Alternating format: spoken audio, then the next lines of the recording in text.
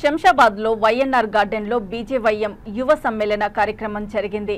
ఈ కార్యక్రమంలో ముఖ్య అతిథిగా హాజరైన చేవెళ్ల పార్లమెంటు అభ్యర్థి కొండా విశ్వేశ్వరరెడ్డి మాట్లాడుతూ కేంద్రంలోని బీజేపీ ప్రభుత్వం అనేక సంక్షేమ పథకాలు చేపట్టడం జరిగిందని, మోడీ సర్కార్ మూడోసారి ప్రధానమంత్రి గెలవడం ఖాయమని అన్నారు. ఈ కార్యక్రమంలో బీజేపీ రాష్ట్ర నాయకుడు డాక్టర్ ప్రేమ్రాజ్, బీజేవైఎం రాష్ట్ర అధ్యక్షుడు మహేందర్తో పాటు పలువురు బీజేపీ యువకులు భారీ ఎత్తున పాల్గొన్నారు.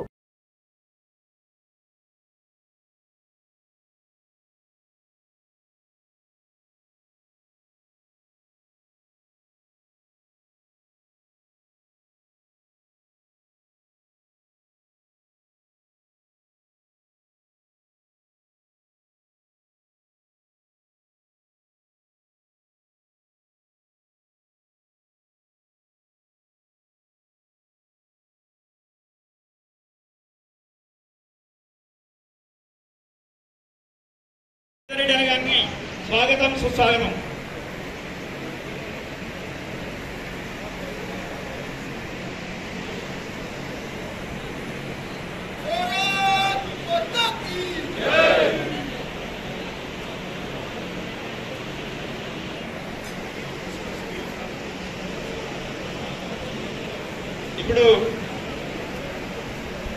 ఇప్పుడు మన చేవెళ్ళ అభ్యర్థి అయినటువంటి కొండా విశ్వేశ్వరరెడ్డి గారిని బీజేవైఎం చేవెళ్ళ అసెంబ్లీ కమిటీ ఈ యొక్క కొండా విశ్వేశ్వరరెడ్డి గారిని సన్మానించాల్సిందిగా కోరుతా ఉన్నాం. భారత్ మాతా కీ, భారత్ మాతా కీ, బీజేవైఎం, బీజేవైఎం.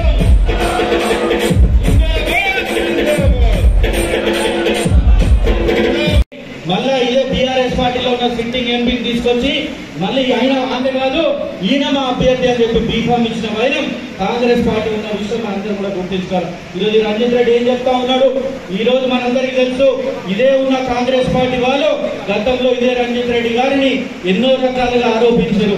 గతంలో బీఆర్ఎస్ పార్టీలో ఉన్నప్పుడు గుడ్లు దొంగతనం చేసిండు, కోట్ల దాన దొంగతనం చేసిండు, ఈరోజు ఎన్నో భూములు కబ్జాలు చేసిండు అనే విషయాన్ని మనందరం కూడా గుర్తించుకోవాలి. మళ్ళీ అలాంటి అవినీతి పరున్న అభ్యర్థిని తీసుకొచ్చి ఈరోజు అభ్యర్థిగా వారు మన అభ్యర్థిపై పోటీకి నిలిపిన విషయాన్ని మనందరం గుర్తించుకోవాల్సిన అవసరం ఉంది. మన అభ్యర్థి గురించి మాట్లాడుకుంటే ఇంతకుముందు చాలా మంది చెప్పారు, ఒక తెల్ల కాగితం లాంటి వ్యక్తి అభ్యర్థి మన కొండా విశ్వేశ్వరరెడ్డి గారు అనే విషయాన్ని మనందరం గుర్తించుకోవాలి. ఓన్లీ హిందూస్ కలుగుతా, ప్రతి ఒక్కరు కలుగుతాయి. ఇంకా అయినాలంటే ప్రధానమంత్రి ఆవాస్ యోజన కింద ఇల్లు 31% మంది ముస్లిమ్స్, అంటే హిందూస్ కంటే ఎక్కువ ముస్లిమ్సే ఎక్కువ వాడుకుంటున్నారు. మరి Mudra loans 36% Mudra loans Muslims వస్తుంది. హిందూస్ కంటే ఎక్కువ వాడుకుంటున్నారు, హిందూస్ కంటే ఎక్కువ వస్తున్నది. అందరినీ ఆదుకుంటారు. కానీ మనము హిందుస్థాన్ మన మతం మీద మనం గిట్ట మన మీద చెయ్యలేస్తే మనం మూడుతోటి జవాబిస్తాము. ఎవడే కానీ అది మతం ఏం చూడము, కులం చూడము.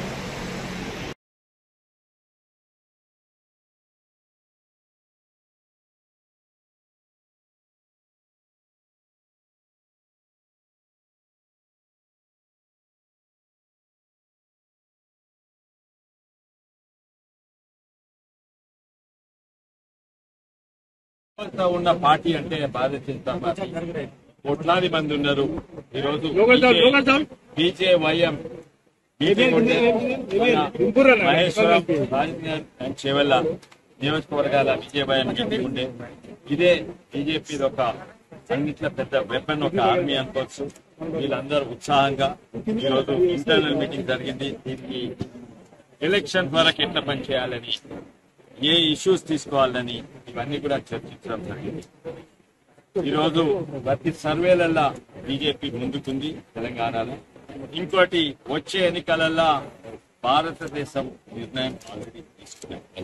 ఏంటంటే అది పార్లమెంట్ ఎలక్షన్, వచ్చే ప్రధానమంత్రి కూడా ముఖ్యం. ఎన్నో కారణాలు ఉన్నాయి, కానీ అన్నిట్లో సింపుల్ కారణం ఏంటంటే అవతలి అభ్యర్థి ఎవరు అని తెలుసు. నిర్ణయం తీసుకోలేదు. ఆ INDA కూటమి కూలిపోతుంది, అలా ఎవరు అభ్యర్థి తెలియదు. ఇక్కడ మన తెలంగాణ కాంగ్రెస్, కర్ణాటక కాంగ్రెస్ అనేది అది మా రాహుల్ గాంధీ అంటారు. ఆ ఉన్న రాహుల్ గాంధీ ఒక దేశ ప్రతినిధి ఉండాలి, ప్రజా ప్రతినిధి ఉండాలి, ఒక దేశాన్ని రిప్రజెంట్ చేయాలి. ఆయన ఉన్న నియోజకవర్గం విడిచిపెట్టి గుట్టలలో వైనాడుకు పారిపోయిండు. అక్కడ మెజారిటీ మైనారిటీ ఉంటుంది, వాడుకుంటున్నారు. కానీ వాడుకునే మతతత్వ పార్టీ వాళ్ళు CAA వాళ్ళు తీసుకొచ్చిండ్రు, భారతీయ ముస్లింస్ కు వ్యతిరేకంగా వాళ్ళు తీసుకొచ్చిండ్రు. ఏమంటే CAA తీసుకొచ్చారు. ఇవి ప్రతి ఒక్కటి. ఇంకోటి, మన ధనాన్నంతా ఈయన తీసుకొని పంచి పెడతాడంట. ఆయననే అన్నాడు ప్రథమ హక్కు, మన్మోహన్ సింగ్ 2006 అన్నారు, ప్రథమ హక్కు నేషనల్ రిసోర్సెస్ మీద, దేశ ధనం మీద ఇది ముస్లింస్ అపీస్మెంట్, ఇది ముస్లింస్ అని వాడుకునేది. రాహుల్ గాంధీ అంటారు జిత్నా ఆబాదీ ఉత్నా హక్ అంట. అంటే మన ధనాన్ని తీసుకొని వాళ్ళకి ఇస్తారా? నేను పాపులేషన్ ఫౌండేషన్ మీద ఉంటుంది. నేను ఇండియా భారతదేశం ఎంపీలో నేను బంగ్లాదేశ్ ఇక్కడ అంతా తీసుకుపోయినా ఆబాదీ ఎవరు పెరుగుతుంటారు?